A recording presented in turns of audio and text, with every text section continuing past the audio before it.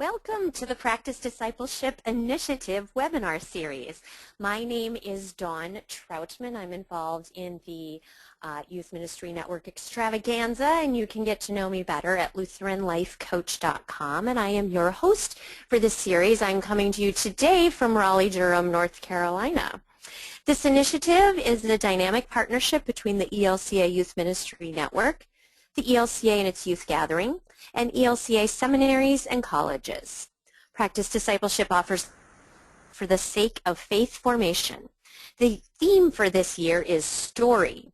There will be a series of 7 webinars that focus on Lutheran theology, ministry theory, and practical skills relating to our theme. Today's webinar is entitled Story of Place and Displacement. So excited about this title. Our presenter today is Carol Jacobson, who is Associate Professor of Practical Theology at Pacific Lutheran Theological Seminary. Before we get started, I just want to point out that you'll be able to ask questions and make comments as we go.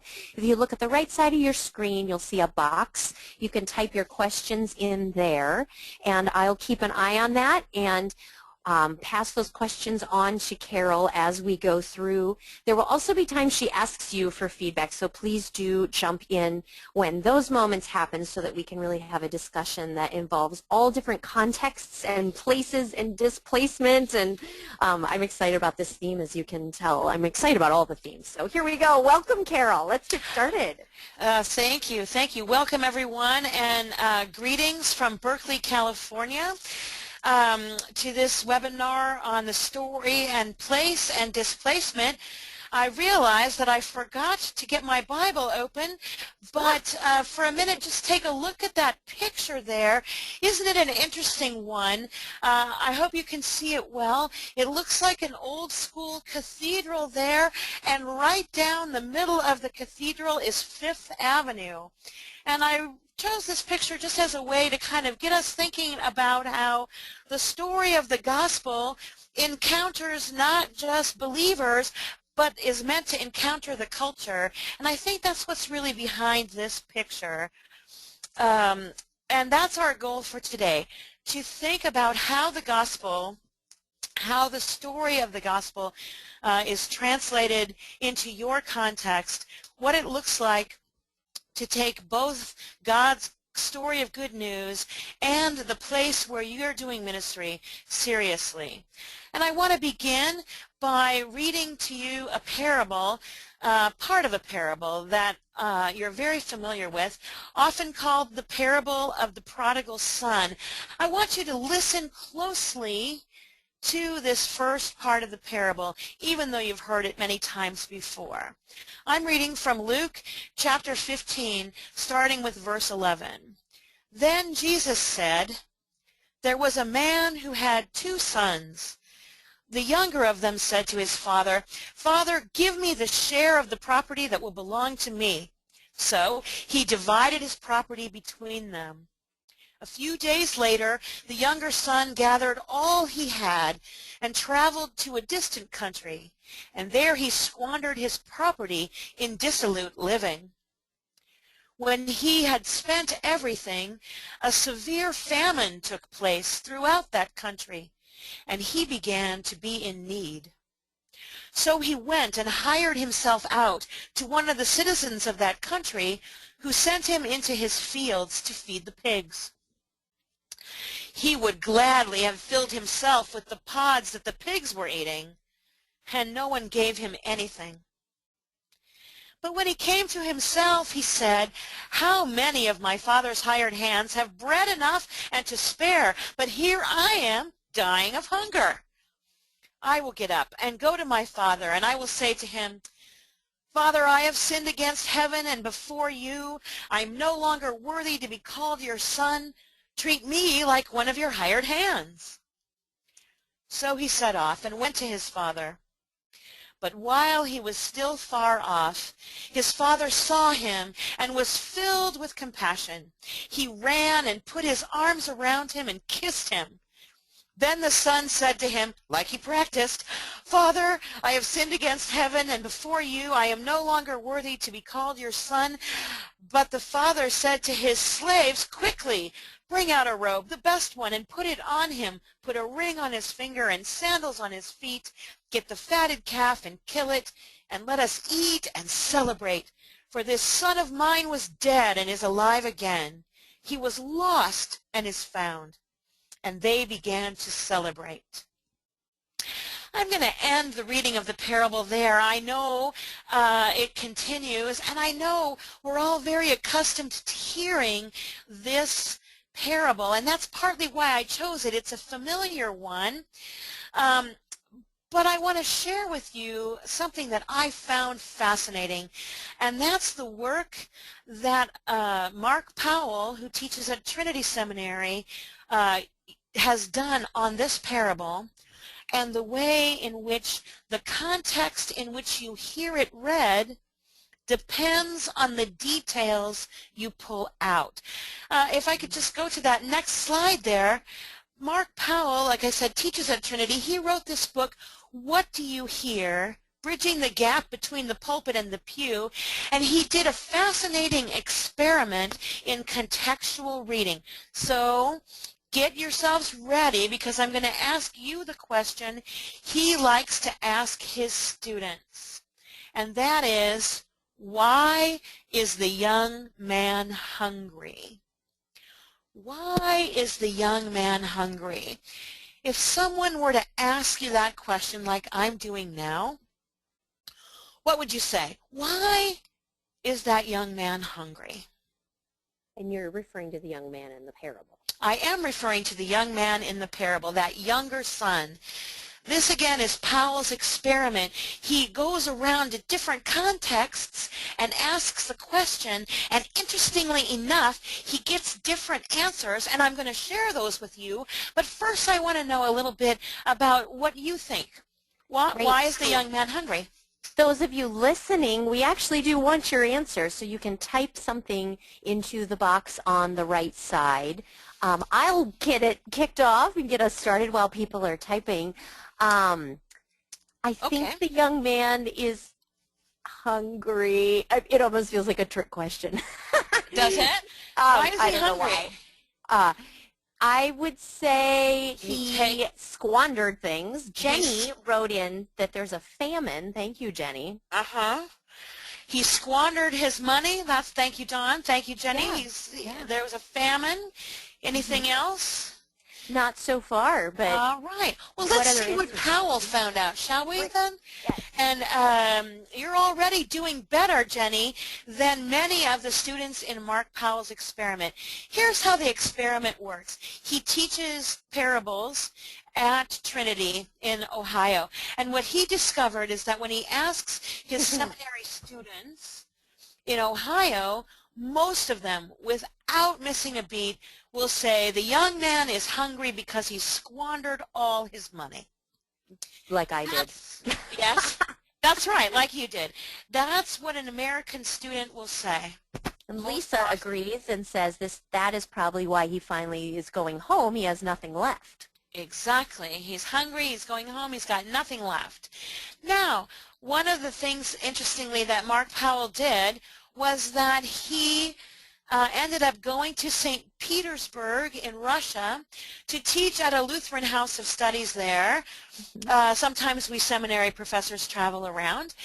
And he thought, I'll ask the students at the seminary here in St. Petersburg what they have to say. Here is what the overwhelming majority of students in Russia said. Russian students said, the young man is hungry because there was a famine. That's what Jenny said. But hardly anybody mentioned squandering the money. And then, if you can believe it, and it's not made up, Mark Powell went to teach at Makumiro Seminary for a couple of semesters, which is in Tanzania. And he thought he'd continue his experiment by asking those Tanzanian seminarians, why is the young man hungry? And they said, no one gave him anything to eat. So you can see that in some sense, where the students were located, the contexts from which they came depended a little bit, their answers depended a little bit on that. Mm-hmm. American students squandered his money. Tanzanian students, no one gave him anything to eat. Students from Russia, there was a famine. I thought that was such an interesting way to get into our topic today about how the story of the gospel is told in many ways, and what people hear is often dependent on who they are, where they come from, and what their own story is. So, just in case you're interested in doing some reading, it's a lovely book.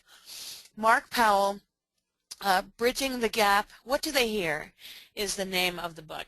So check it out. And we can put a link to that on the Practice Discipleship webpage and on the Facebook page. Thank you. You're welcome. Now let's see a little bit about what Powell says about this parable. He says, Jesus tells the story of this young man to illustrate that the kingdom of God is different from the far country. You remember, the kingdom of God is different than the far country. The far country is where the young man goes, and he's a stranger there. And no one is giving him anything to eat.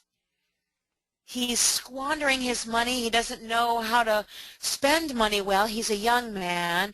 And so Powell says when Jesus tells this parable, he's trying, first of all, to set up this contrast between God's kingdom and this far country, a place of strangeness and isolation and not welcoming. He says further, everyone who heard Jesus tell this parable in his time would have been shocked by his depiction of a society, of a country that would let a stranger go hungry and not give him anything to eat.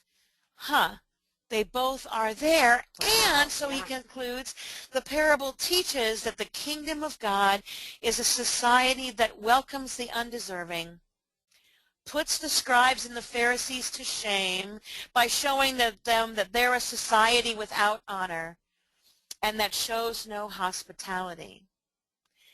I found this interesting. I often think, from my context of listening to this parable as a 21st century disciple, that this is a much more individual commentary on the behavior of the Son.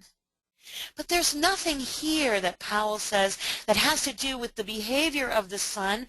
No, it's meant to draw a contrast between God's people, how God's people act, how they welcome the stranger, how they give food to the hungry, how they practice hospitality, and a society, a far country, where those things don't happen. So now I am looking for a little bit of feedback from you, if I can. Mm-hmm. Let's think for a few minutes and type your responses to me, if you will. How might Jesus change the story if he were telling it today to somebody in your context, the one that you're in? In other words, if the far country is the place that shows no hospitality, that's isolating, how would you identify parts of your context, your city, your church, your group that are a little bit isolating? Or maybe easier, who would the stranger be in your context? Who is most in need of hospitality that you might not be reaching out to yet? If this doesn't work, we'll move on. It just seemed an interesting thing to me. Who are the strangers in our midst today? Would they be, I know here in California, I think the strangers that we don't see and that we tend to isolate are undocumented workers. We have a lot of undocumented workers in our state. We grow a lot of food here. And so we try not to see them. We don't offer them a lot of services. We're a little bit nervous about them. That might be if Jesus were telling this story today, maybe he would talk about an undocumented worker as the stranger, or as the way they have to remain invisible and fearful, as an example of how we're acting like the far country So rather Rachel than like the wrote, kingdom. Oh, yes. yes, Rachel wrote the stranger in her community are those who don't speak English well, especially Spanish and Somali speakers. They have a Oh, difficult time accessing services in the schools and city government. Thank you, Rachel. exactly, exactly. Are there other thoughts? Who's the stranger Yes. in your midst? Jenny wrote children who fled without their families to the United States. Thank you. Yes, yes. So many of them now on the Oh. border between Mexico and the United States. Lexanne, in her context, she wrote church versus unchurched people. The unchurched are the strangers. Ah, yes, indeed. Those so-called nuns who write, not the kind, who are in a religious order, N-O-N-E. but Yes. those who write none on their religious affiliation. Yeah, not quite sure what to do with them, not quite sure we want to welcome them or their point of view into our conversation. Right. Very nice. Very nice And indeed. Thank you. Don is just writing or just wrote, and it's coming. Don wrote people who struggle with depression. Thank you, Don. Oh, yes. Yes, indeed.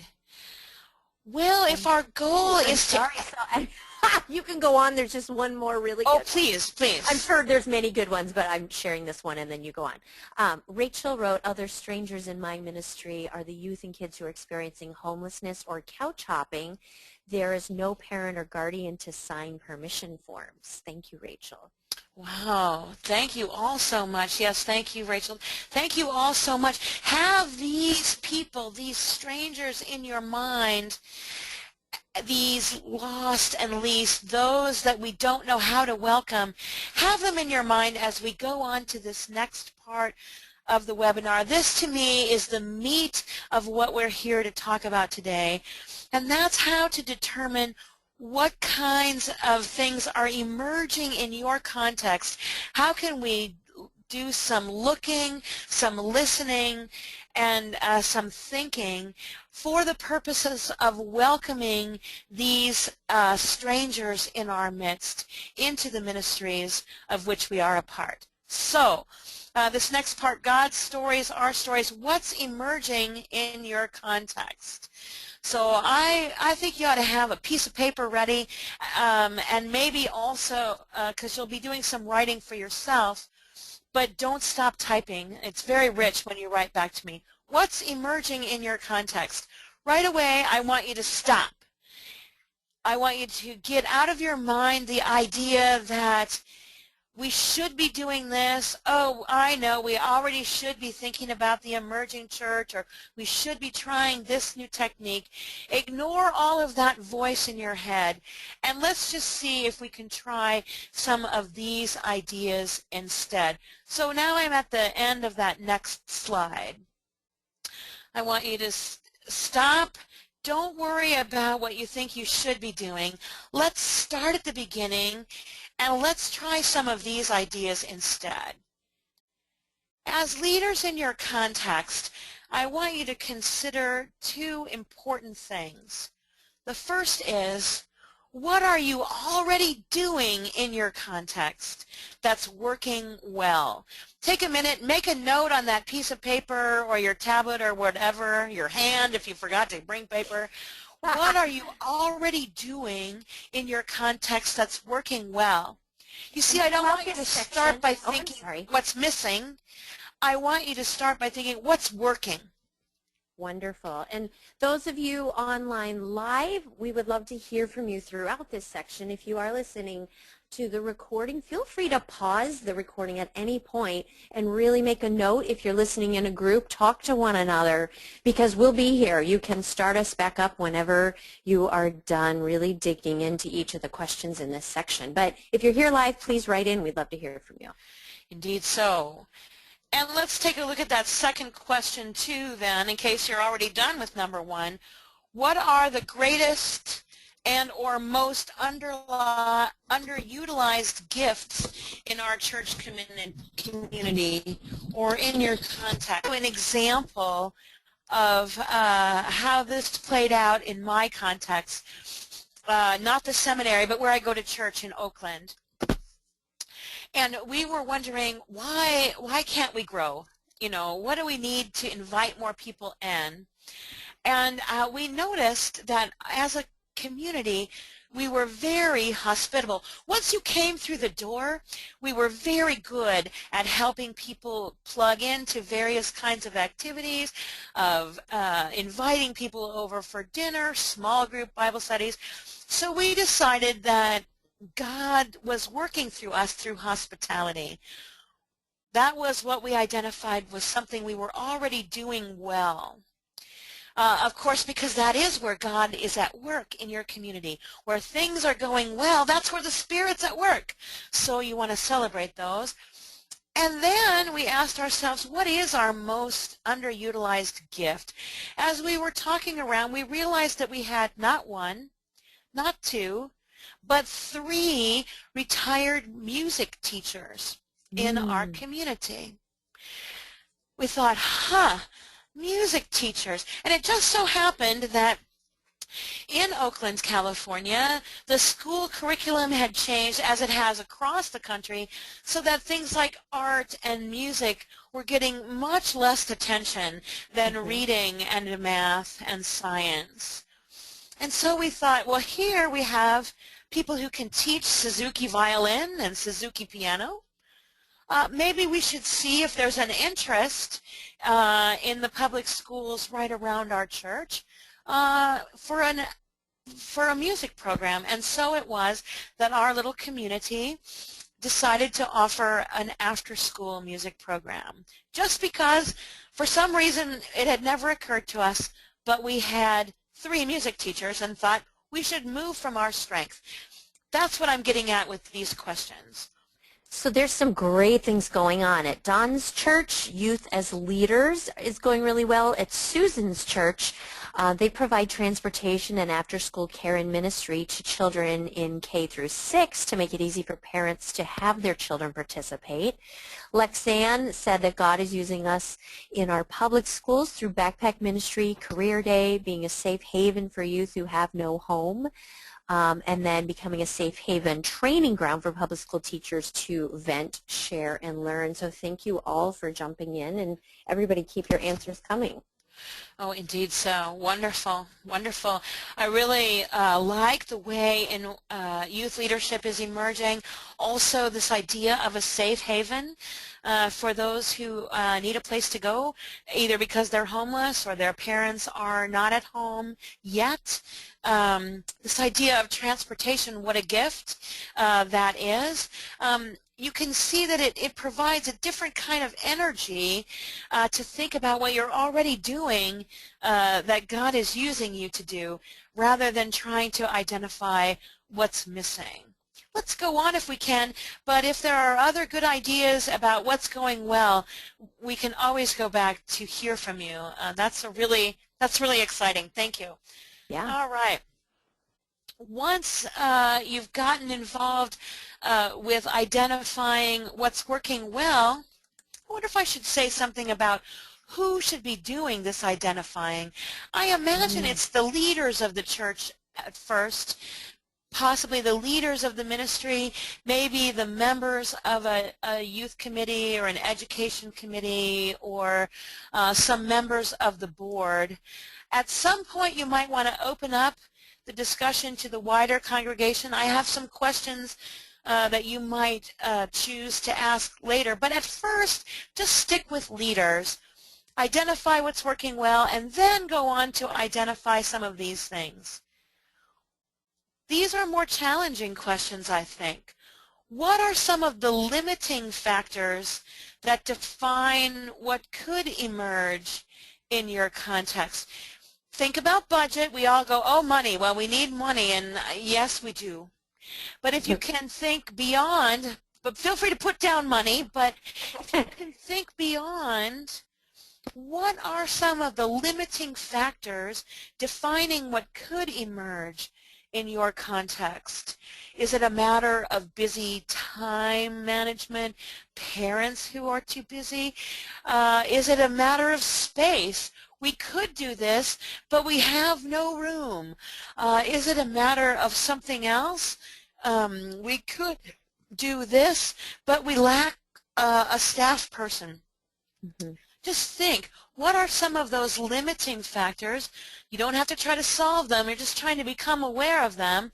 And a second question, as a leader, what are you cultivating and what might you be holding back? You know, when we thought in our congregation about a music program, one of the first things we thought about was, well, we don't know how to design one of those. We had the teachers, but we thought, well, we can't afford instruments for these children. We began to put obstacles in our way. I think it was mostly out of fear that we didn't know what we were getting ourselves into. Leaders usually travel toward their strengths. I'm just asking you to think a little bit, what might you be holding back?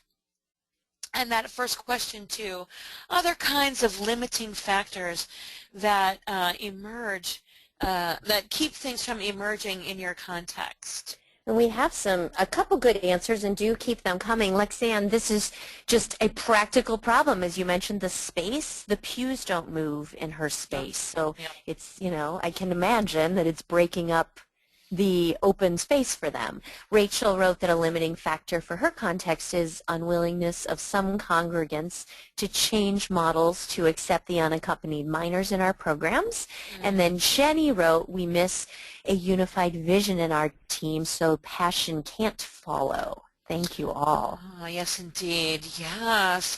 That's very interesting that somehow when people are not on the same page, you get into discussing who has the better page, and passion then somehow gets dampened. We think, well, if we can't agree about a vision, I guess we better step back. That is a very intractable problem, and I am hoping this next set of questions then can be an exercise that will help people become unified in their vision. I should say this is not blue sky idealistic thinking either. It shouldn't be. Not everyone at my congregation thought we should have a music program or move 3 used pianos into our church basement where we have our fellowship hall. Not everyone suggested that was behind the idea that we remove the 3 back rows of pews in our sanctuary. We did this. People were shocked, but we had a big building with those immovable kind of pews. Our congregation was small, and we wanted to sit together more. We wanted to get people to sit more in community. We took the pews out. Some people complained. Now nobody wants the pews back. We put the pianos in the basement. Some folks complained. Now we figured out how to latch the lids so that during coffee hour young children can't play with them. So try not to think that everybody has to be behind this visioning process, although I don't envy you those conversations about those folks who are having trouble getting on board. And just another, I think, a really common answer. One person put it in the chat, but I hear it in lots of discussions. Another limiting factor is just overcommitment. People are busy. So thank you, Don, for introducing that into the conversation. Oh, yes, it's so true. We are so overprogrammed as a society, it seems, that one more darn thing to do at church can make people lose their enthusiasm before you even begin. Yes. All right, let's go on to see if we can solve some of those problems by doing some listening in a wider context. This might be something you try first in your leadership group, but then I might recommend a strategy that comes from community organizing called a listening campaign. You can do this either one-to-one, face-to-face, or if your congregation or context is more used to or comfortable with email, you could try that if people are busy. However, at our place, we do this during coffee hour at our tables. So people are already there, and they have their coffee, and we just put a couple of questions on the table, questions like this. What is the most meaningful part of our ministry for you? And where do you see God at work in our ministry? So these are questions not unlike the ones we've been talking about, but a little bit different, and just allow people to discuss and record what they say.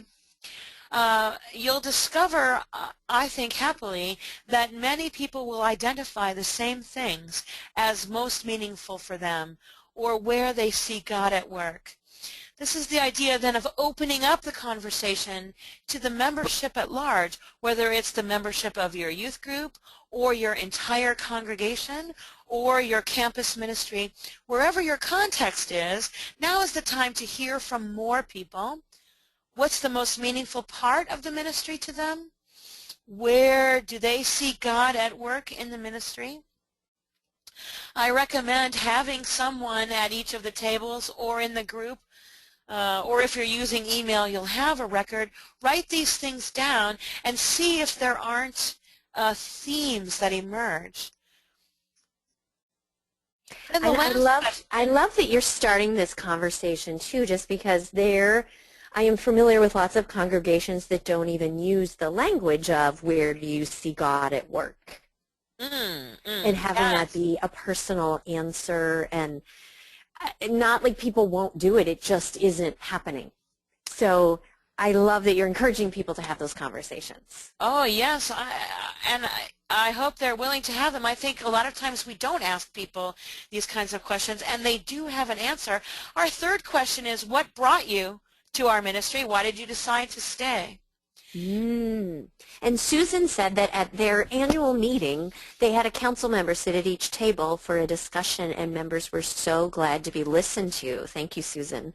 So this is a really important step of the research process and helps people feel connected, I think. It helps people feel connected, and it also gives you as leaders something to work with when you take this data away and you say, look, at least half of the people who responded to why they came to this ministry was because they felt a welcome here, or they felt safe to be themselves here. Then you know that's a part of the ministry that you must strengthen and that you must take off from and go deeper with. I hope you understand what I mean there. It's great data as well. And then when maybe you design a different program or a different strategy for accomplishing something, people who have answered these questions will see their answers in the products you come up with. And that's important too. Then they say, oh, not only was I listened to on this one day, but people heard what I said and valued what I said. Okay, so there's the Basset Hound. We've started a little bit of a listening campaign. Now we want to listen some more. And I just offer three kinds of different ways. If those questions don't grab you, maybe some of these will. How would you describe our group, our ministry, to someone new? How would you tell them they might be nurtured where you in your group? What kind of values do you think we display in our group? I had a student one time who was responding to this in a different class say, you know, in our group, I wish I could say that one of our values was that we read the Bible, but you know, I don't think we ever do. And that was really some important feedback, not because the group didn't want to read the Bible, but so far they hadn't remembered that that might be an important part of their meeting or of their time together. So describe the group to someone new. If you had to describe the values of this group, what would they be? And my personal favorite, if you were to leave this group, our youth group, our campus ministry, our congregation, if you were to leave for 5 years, what would you expect to see when you got back? And what would you hope to see when you got back? Again, a different set of questions. Maybe you can design a different way of listening. But if we really want to think about how God's story can emerge in our context in a way that people will think of it as something relating to their lives and not just one more darn thing to schedule in a busy life, we have to listen first to where people are at and who they describe themselves to be. So I'm not clear. So that third question, just for clarification, does it mean what would be your vision for 5 years from now, or does it mean more what do you value about it that you hope doesn't go away even if you're not there to tend to it? I probably would say both. It was just a kind of way. I think what would you hope to see wasn't so much about a vision for 5 years from now as much as what would you hope to see remaining there. I see. Great. Yeah. That's helpful. Thanks, Dawn. So just different ways of thinking. I'm trying in this webinar to show lots of different ways to get into this conversation. The important part is to listen to the folks who are there about how they see the ministry and where they see its strengths, where they might see it going. And now we're going to look less towards our group and take some time to look outside. Now it's time to get to know your context. No matter how well you think you know the context in your ministry, I encourage you to try to be a little bit like a newbie and go once again from the beginning. The first thing to do, I think, as a leader in a group, or if you're doing this in a task force kind of way, research the demographic data that's available for your community's immediate neighborhood. I offer 3 suggestions there. The first of them is the 2010 U.S. Census. This information is available to you, and when you go, don't be overwhelmed. Go to this particular website here, quickfacts.census.gov. If you just go to census.gov, you will, at least I swam in a sea of choices. Too much information. Oh, definitely. But if you start here, you can see the results of the census, flawed as they may be. They are at least a place to begin. You can get all kinds of interesting facts there, demographics in terms of ethnicity, cultural, languages spoken, degrees of education, housing types, all kinds of things that will tell you a little bit about your neighborhood, at least how the government sees it, at least what people have answered to the census. So start there, but for sure pay attention to your own county and city websites as well. The Chamber of Commerce is a great place to go as a website as well. Try to get some sense of that, because at least in Oakland, where I live, there are so many Oaklands. It's not just one. So the census is going to give you the huge picture of Oakland, but within Oakland there are many Oaklands. The people who live in the million-dollar homes in the hills are not answering in the same way as the people who live in the apartments who are 20-somethings who are commuting to San Francisco, etc. So check out that county and city website near you. And then this last one is the Association of Religious Data Archives, the website there, thearda.com. This website is so interesting. It will tell you a lot about the religious life of the people surrounding your congregation. How many Lutherans, how many Episcopalians, how many people who say, I don't do God, how many Buddhists, how many, get a sense of the religious population around you. Not so that you can design a program for each of these people. Remember, we're not trying to burden ourselves with more work to do, as much as we are trying to get to know our neighbors for the purpose of seeing how our neighbors and our gifts might come together to share God's story. Right now, you're just trying to get to know the neighborhood. So check out those websites. And we will put those links onto the Practice Discipleship page and our Facebook page as well. I mean, the county and city, of course, will all be different, but we can put the quick facts and also the ARDA so that all of you who are listening can just click right through and find your own area. Wonderful. Thank you. Yep. Then, this is the fun part.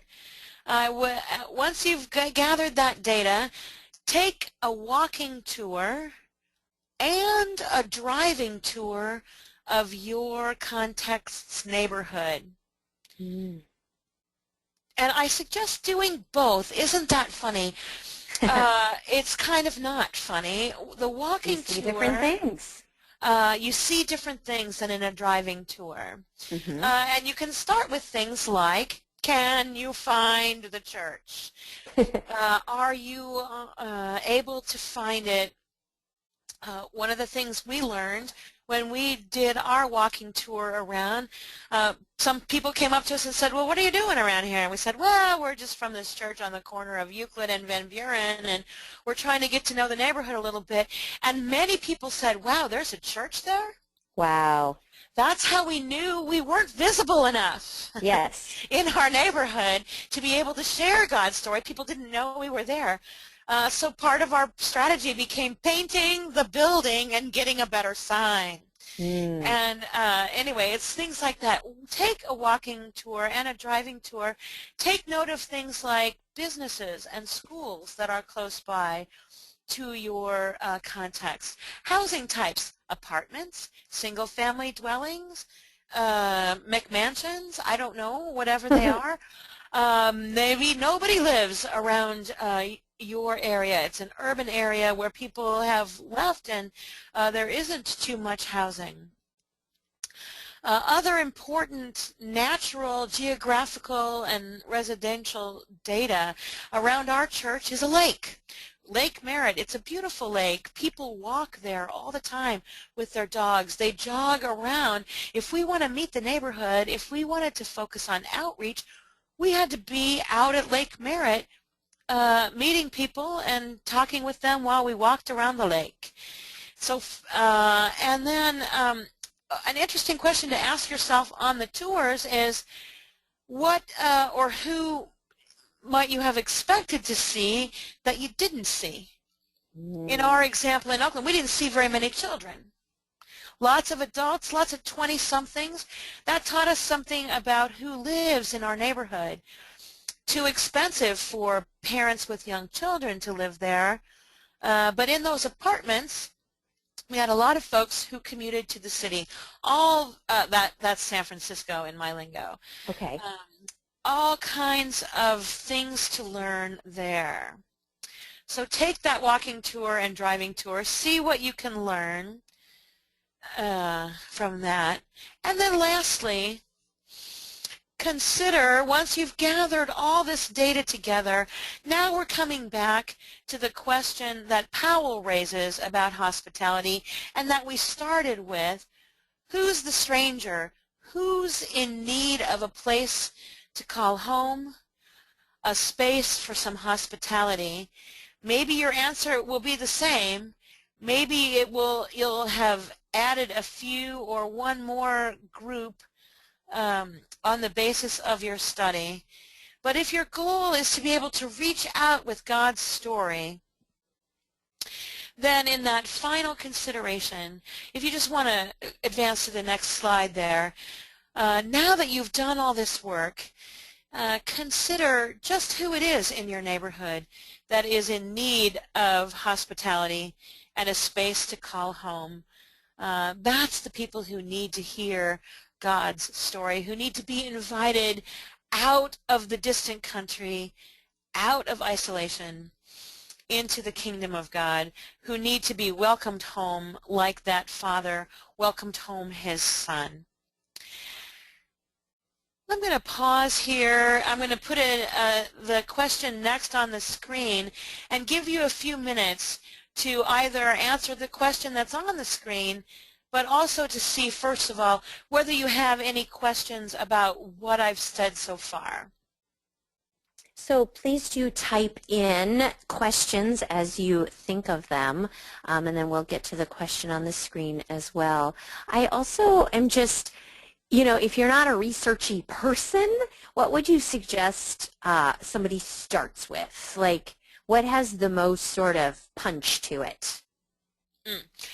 That's a good question. I would think that you, first of all, you'd want a group of people. You don't want to do this alone. It's a lot of work. It looks pretty daunting if it's just you.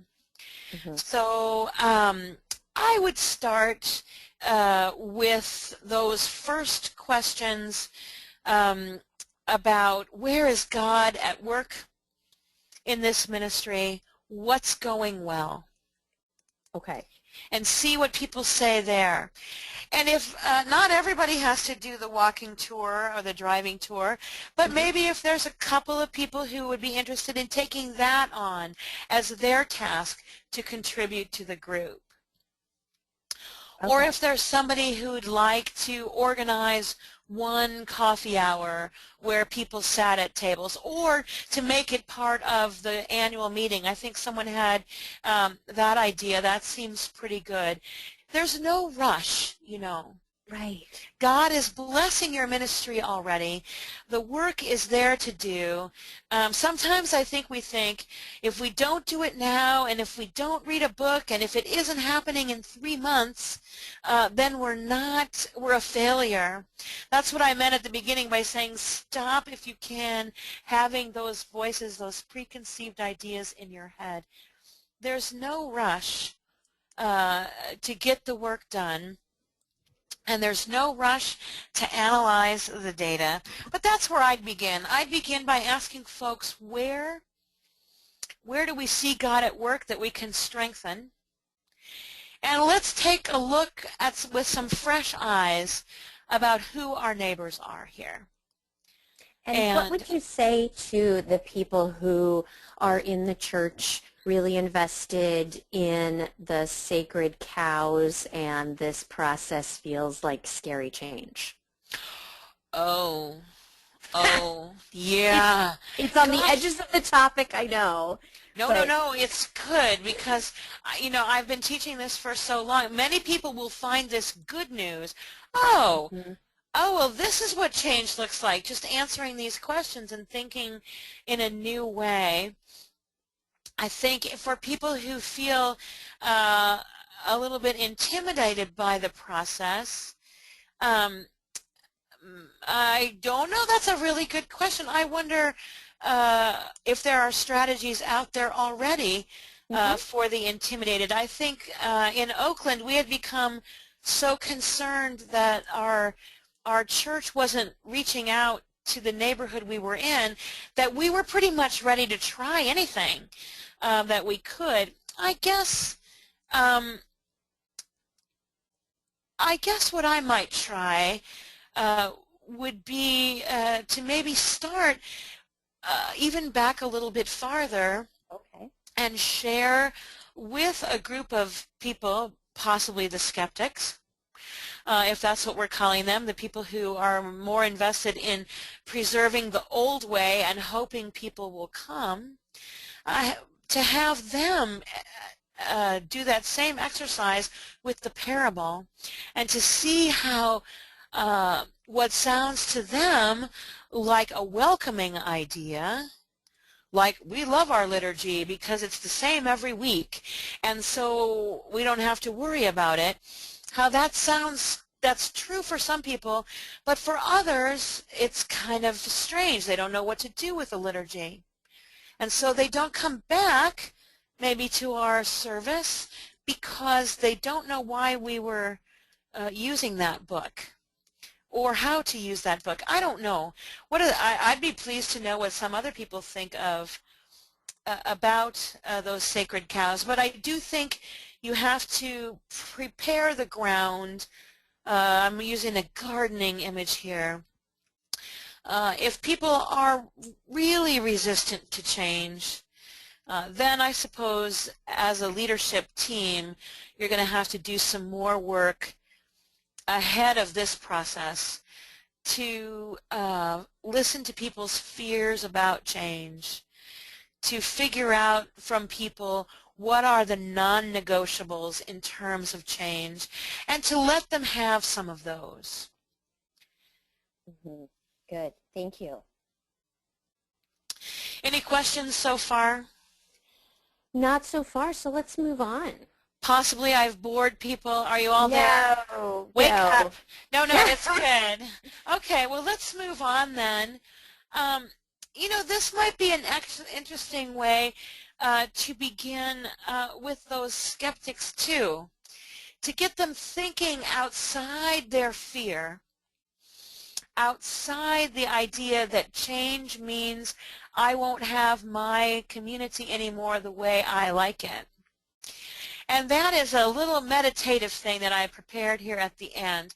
We won't have time necessarily to do that in the way. So just think about this as an exercise you might try in your group or in your leadership team, or barring the unforeseen, just try it yourself. It's pretty fun. I call this Write Your Own Gospel. How does God's story intersect with your story? Remember, if we're saying that God's story is meant to be told in the context where your ministry exists, it's also meant to be told in the context of your own life and your own life experiences. And so what I like to have people do is in the next 60 seconds, well, let's try it anyway, make a list of all the names for Jesus in the Bible that you can think of. Just let's go crazy here. Dawn, you can help me here. You got Jesus. You got Savior. Right, and some of them are in there. I like the... Oh, yeah, I gave a little hint there. A nice in case you couldn't think. Yes. I see Lord in there. I see my favorite, which is Emmanuel. Nice. What else do you see in there? Well, man is right in the middle. Oh, yeah. Son. Wasn't that interesting? Bread. That's nice. Rachel sees Prince of Peace, or she thought of Prince of Peace, Lamb of God, Son of Man. Lisa says Emmanuel.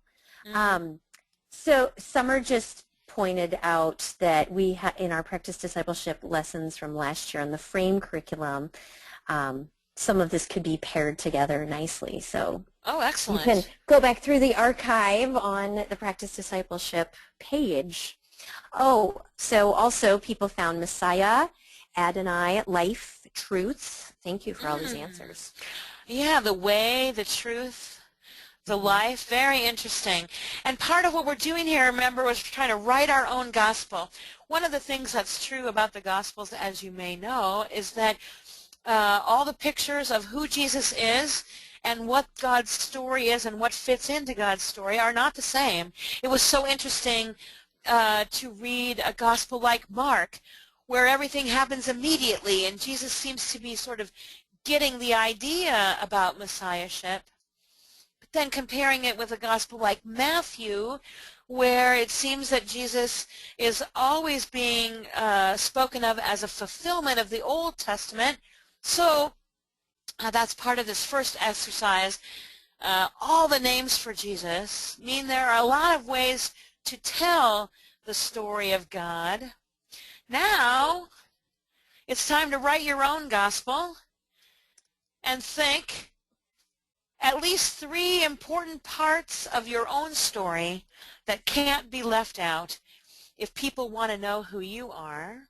Wonderful. And let's go through those kind of quickly in the next couple minutes, and then we'll wrap up. Right, and then this is just an exercise for you to try. Yes. So first you write the names, then you write at least 3 parts of your own story that you couldn't leave out if people were to know who you really are. Then try to make a list of at least 3 important parts of Jesus' story that can't be left out if people really want to know who Jesus is. And lastly, try to draw some connections between your own story and those important things that you wrote down and Jesus' story and those important things that you wrote down. Remember, this is just for you as a disciple. How do these connections emerge in your own life? How have they been nurtured and challenged along the way? And then lastly, I just want to leave you with a quote from St. Francis. It's no use walking anywhere, St. Francis says, no use walking anywhere to preach unless our walking is our preaching. So and powerful. So I think again of that picture at the beginning of the church sanctuary, which is beautiful, but running right down the middle of it is life and Fifth Avenue and our own walking. Thank you. Thank you so much. Do you have any kind of closing comments on this overall? I know St. Francis could perhaps have the last word, but I wanted to make sure you got the last word if you'd like it. No, I just want to thank everyone. This has been a really cool experience. I really have enjoyed it. And I hope the tools I've tried to give here won't overwhelm you, but will empower you to try 1 or 2 of them in your context and see what emerges there, where God can take it and run with it. Wonderful. Research-based change. I love that. I love it. Thank you. Well, thank you for being here. There's just a couple announcements at the very end here. As I mentioned a couple of times, this webinar, along with all the others in this series, is being recorded and will be archived on the Practice Discipleship website. So you see the address there, practicediscipleship.org. Please, please download it. Use it with other members of your congregation. This is not for you to keep secret. It's for you to share with volunteers, church council members, adult forum, colleagues, anyone who needs to hear what was said today. You can also download from the Practice Discipleship site videos and curriculum from previous years. As we mentioned in the FRAME curriculum, there's some things that overlap very nicely and work together with what we said today. So look back through the archive at practicediscipleship.org. Each synod in the ELCA has a practice discipleship coach who's been trained to offer seminars on these webinars located locally in your own synod. Training events are also posted on the website, so keep checking back for updates. You can also find event dates on the network app for both iPhone and Android. This free app gives you anytime access to videos, network news, and the calendar of events, an interactive prayer wall, and much more. Follow us on Facebook and Twitter. The Facebook page, just search for Practice Discipleship Initiative. Our Twitter handle is ELCAPD. And as I mentioned, some of the links we talked about today will be on that Facebook page. They'll also be on the Practice Discipleship website. So finally, our next webinar is scheduled for Tuesday, May 5th at 1 o'clock Central Time. The title is Story of Adolescence, with Dawn Rundman. So thank you all for joining us, and we will see you in May. And goodbye, Carol. Goodbye. Goodbye, everyone.